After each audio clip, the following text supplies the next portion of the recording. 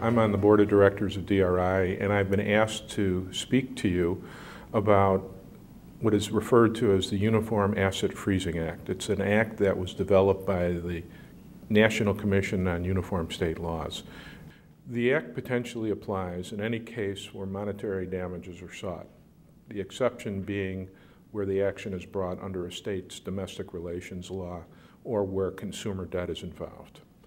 The act is extremely broad. It will allow a party to freeze their opponent's assets before any judgment is entered, before any jury determination occurs.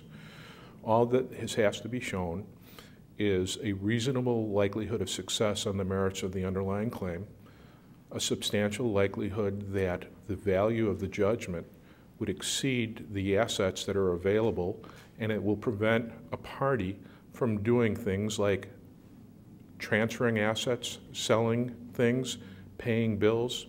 In fact, the act is so broad that if you're subjected to an asset freezing order, you have to go to court and petition the court in order to allow payment of ordinary business expenses, ordinary family expenses, and the cost of legal representation. And those terms are not defined. So, for example, if you want to put a new roof on your house, is that an ordinary living expense? If you need to buy a new car, is that an ordinary living expense? If you want to pay for your child's college education, is that an ordinary living expense? These are questions that are not answered by the Act, but it can potentially be applicable anytime someone is sued and money damages are sought. So there's a whole slew of unanswered questions. How will a court determine the potential value of a claim before there's been any discovery entered? How will a court determine that a defendant doesn't have sufficient assets to satisfy the judgment? In most lawsuits, except where punitive damages are sought, a party's assets aren't a subject of discovery.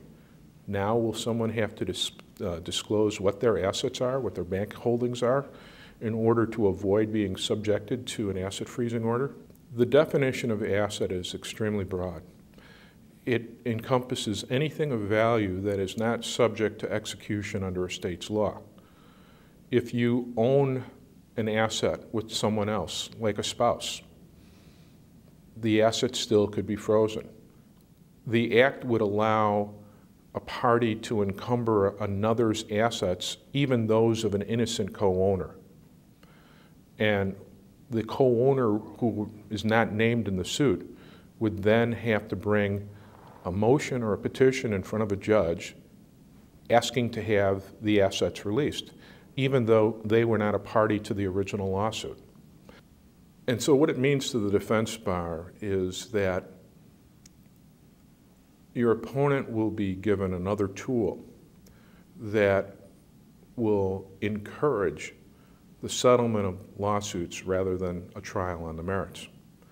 Anyone subject to a draconian asset freezing order would want to be out from underneath it. They'll want to try to settle the case as quickly as possible, irrespective of the merits of the case. It can create new potential conflicts of interest between an insured and insurer and the defense attorney selected to defend the case. Someone subject to an asset freezing order will want to resolve and get out from under that order as quickly as possible, whereas an insurance carrier may think because there's limited liability or limited potential liability here that the case should be defended. There is the potential for a lot of mischief with this act. More importantly, we have to be concerned about the impact that this act will have on our clients. Many businesses today are struggling in these tough economic times. The last thing we want is to have their assets frozen. I want to read you one portion of the act so you can understand the impact this will have. The comment to Section 3 of the Act states that once an order is in place, any person with notice of the order could not cooperate to place a new mortgage on the asset or enter into a new contract with set-off rights. So, will a business be able to raise capital? Will a business have trouble paying off bills because their lawyer has to run to court if it's not considered an ordinary business expense? The last thing we want in this tough economic times is to throw another impediment at corporations and small businesses to prevent them from creating jobs and from thriving and continuing to grow. And that is a concern I have with this act, and it's a concern that I think everyone should have over this act.